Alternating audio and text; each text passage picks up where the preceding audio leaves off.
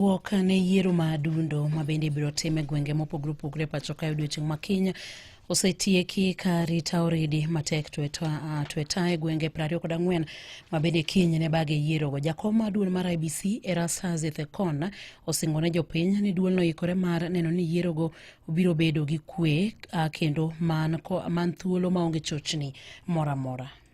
The remaining few hours will be very important for us to continue maintaining that peace, to allow us to complete the final preparations so that then we have the first voters arrive at the polling stations when we open as early as possible, the usual time. And we expect the polling process to continue peacefully until evening when we close the polling exercise.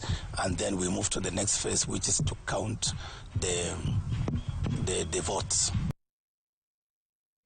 Ne owacho ni duol no bende biro rakore gi wach mora mora manyalo sieko motelo ne yiero ma kiny go ka bende ne ogolo chik mager ne mibadhi mora mora motenore gi weche mag yiero. Don't complain on social media. Don't complain in other media. Don't lament in your house and expect IBC to take action. Well, we have political parties and candidates. Everybody is trying to gain an advantage here and there. And of course, these political actors can do anything in order to win favors from the electorate. Bribery is an election offense. Intimidation, harassment, so these political actors know.